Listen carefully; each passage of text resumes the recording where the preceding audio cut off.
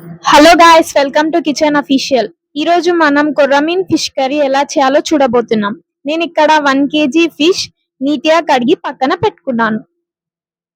తర్వాత నేను ఒక కడాయిలో ధనియాలు, మెంతులు, ఎండుమిర్చి అలాగే జీలకర్ర మంచిగా వేపుకుంటున్నాను. దాంట్లోనూ ఇలాచి, లవంగాలు, దాల్చిన చెక్క వేసి వేపుకుంటున్నాను.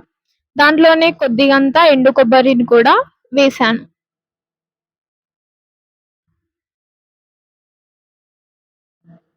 దాన్ని బాగా వేంపిన తర్వాత కాసేపు పక్కన పెట్టుకోండి.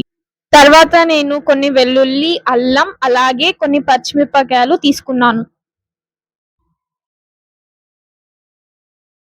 తర్వాత కొన్ని ఆనియన్స్ నేను వేపుకున్నాను.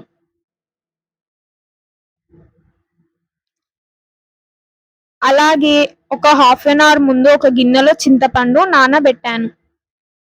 తర్వాత నేను ఒక కడాయిలో 4 స్పూన్స్ ఆయిల్ వేసుకున్నాను. తర్వాత దాంట్లోనే 2 ఇలాచి, లవంగాలు, పచ్చిమిర్చి, దాల్చిన చెక్క వేసి దాంట్లోని కొద్దిగంత కరివేపాకు వేసాను. తర్వాత మనం ముందుగా వేంపి పెట్టుకున్న మసాలా, ఆనియన్స్ మిక్సీ పట్టుకొని ఆ పేస్ట్ ఆనియన్లో యాడ్ చేసి బాగా ఫ్రై చేసుకోవాలి. తర్వాత దాంట్లో కొద్దిగంత పసుపు వేసి బాగా ఆయిల్లో ఫ్రై చేసుకోవాలి.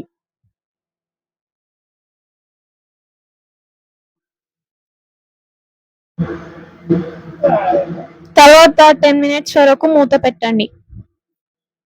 తర్వాత దాన్ని కాసేపు కలిపి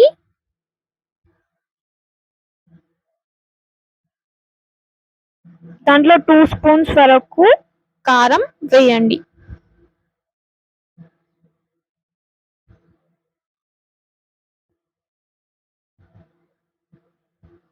దాన్ని బాగా కలిపిన తర్వాత దాంట్లో రాక్ సాల్ట్ వేసుకోండి. దాంట్లోనే కొద్దిగంత కొత్తిమీర వేసి బాగా కలపండి. తర్వాత నేను ముందుగా నానబెట్టిన చింతపండు రసాన్ని దీంట్లో వేస్తున్నాను. తర్వాత దాన్ని 10 minutes వరకు బాగా మగ్గనివ్వండి.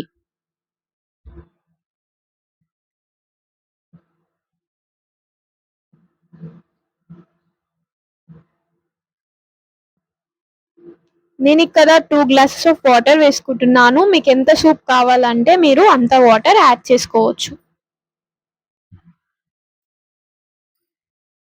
దాన్ని కాసేపు కలిపి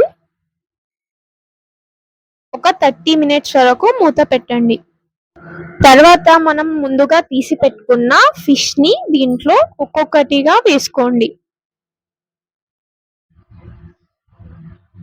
వేసుకున్న తర్వాత దాన్ని అస్సలు కలపకూడదు. దాన్ని 30 minutes వరకు బాగా ఉడకనివ్వండి. తర్వాత చూడండి, మన టేస్టీ కొర్రమీన్ ఫిష్ కర్రీ రెడీ అయిపోయింది.